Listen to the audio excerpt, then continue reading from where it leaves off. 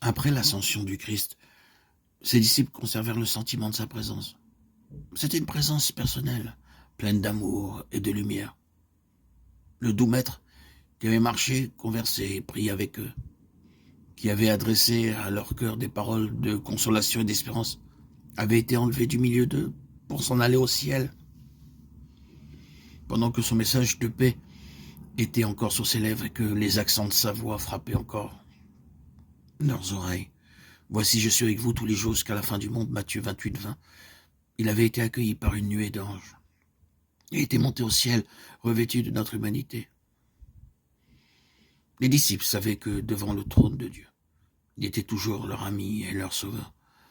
Ils savaient que sa sympathie n'avait pas varié et qu'il s'identifiait toujours avec l'humanité souffrante. En montrant ses mains et ses pieds percés devant son Père, Jésus rappelait à quel prix il les avait rachetés. Les disciples savaient qu'il était monté au ciel pour leur préparer des places et qu'il reviendrait les prendre avec lui.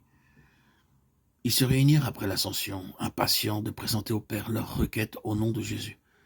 Respectueusement prosternés dans l'attitude de la prière, ils répétèrent ces paroles. « Ce que vous demanderez au Père, il vous le donnera en mon nom. Demandez et vous recevrez afin que votre joie soit parfaite. » Jean 16, 23, 24.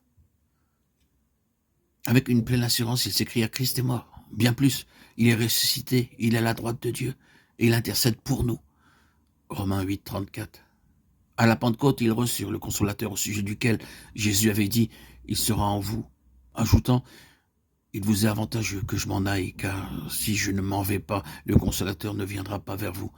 Mais si je m'en vais, je vous l'enverrai. » Jean 14, 17, 16, 7. À partir de ce moment, Jésus allait demeurer à toujours par son esprit dans le cœur de ses disciples.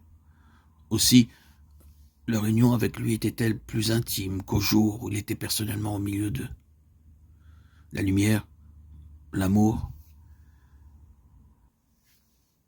et la puissance de Jésus les transfiguraient, et ceux qui les voyaient étaient dans l'étonnement et les reconnaissaient pour avoir été avec Jésus. Acte 4, 13. Tout ce que le Christ a été pour ses premiers disciples, il désire l'être aujourd'hui pour ses enfants. Il affirme dans sa dernière prière faite au milieu du petit groupe des 11, « Ce n'est pas pour eux seulement que je prie, mais encore pour ceux qui croiront en moi par leurs paroles. » Jean 17, 20. Jésus a prié pour nous et il a demandé que nous soyons un avec lui, comme il est lui-même un avec le Père. Union sublime. Le Sauveur a parlé de lui-même en ces termes. Le Fils ne peut rien faire de lui-même. Le Père qui demeure en moi, c'est lui qui fait les œuvres. Jean 5, 19, 14, 10. Si donc Jésus-Christ demeure dans nos cœurs, il produira en nous le vouloir et le faire selon son bon plaisir. Philippiens 2, 13. Nous agirons comme il a agi. Nous manifesterons le même esprit. Et ainsi, l'aimant et demeurant en lui, nous croîtrons à tout égard en celui qui est le chef, Christ. Éphésiens 4, 15.